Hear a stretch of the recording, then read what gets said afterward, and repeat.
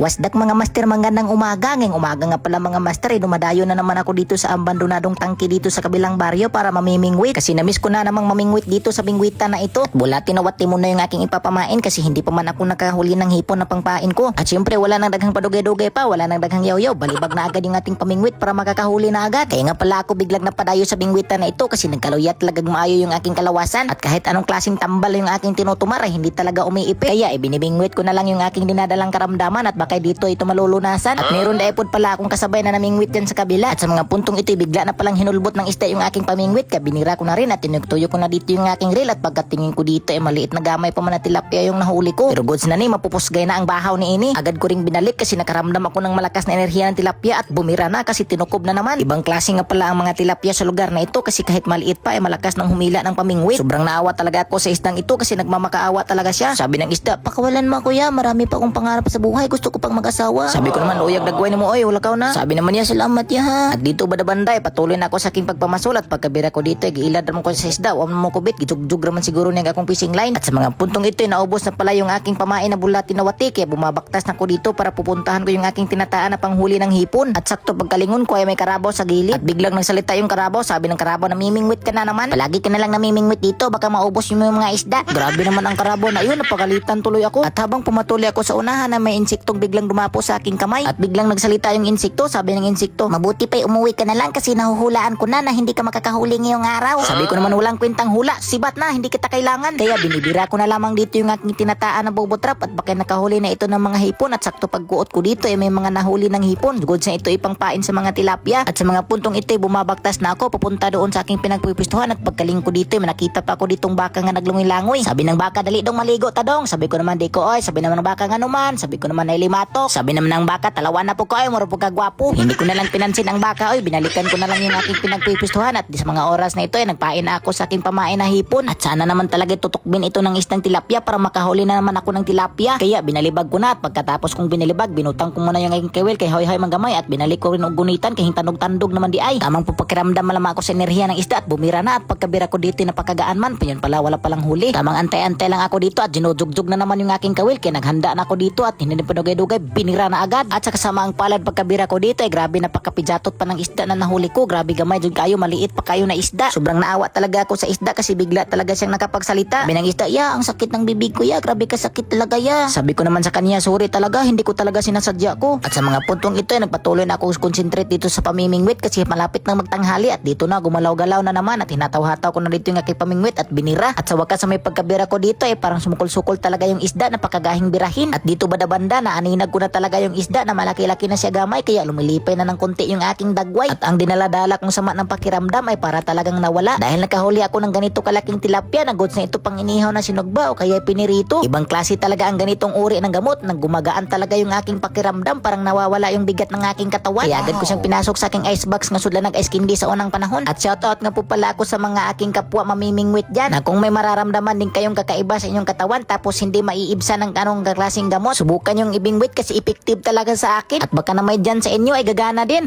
At dito banda-banday pumatulan ako sa aking pamimingwit na mamasin at nanghihinaut ako na madudungangan pa yung aking nahuli. At sa mga oras na ito ay binira ko na naman yung aking pamingwit. Sumukol-sukol pa talaga yung isda, lumugnot-lugnot pa talaga siya pero hindi na siya makakawala. At pagkagunit ko sa kanya at pagkatingin ko ay dahil sakto na siya hindi ko muna sa papasailuin. Inunitan ko talaga siya maayo at kinukumkum at pinaslak sa sudlanan. Okay na kaayo. Sinubukan ko nga munang ilagay yung aking pamingwit pero parang ayaw niya kasi lumiskuhag kaya gunigunitan ko na lang. At pagkataon-taon ay bumira na naman. Pero pagkatuyok-tuyok ko dito ay nalaman ko na walang isdang nahuli kasi napakagaan mang birahin. Kaya sa mga puntong ito ay nakapagdesisyon ako na lumipat at babalhin ako ng pwesto at ito pala yung pangalawa kong pwesto na napagpipilian. At ito palang pinagpipistuhan ko ay medyo delikado ito ng konti kasi kadalasan ay nakakita ako dito ng snake bitin na umaagi. Pero okay lang ito, hindi lamang ako magdinanghag, dapat alerto din ako maglingon-lingon sa kapaligiran. Baka biglang dumaan ulit yung snake bitin, mapapaakan yung aking kigul. At sa mga putong ito ay patuloy na ako sa aking pamimingwit at ito banda-banda ay nakaramdam ako na naman ng kaenerhiya ng isda at pagkabira ko dito ay sobrang nalilipay talaga yung aking dagway kasi pagkatingin ko ay good size na naman na tilapia yung nahuli ko. Sakto na kay kadakon, makakapusgay at makakabungkag na naman ito ng bahaw. Goods na ito, makakaulam na naman ako ng libre, hindi na naman ako makakagastos. At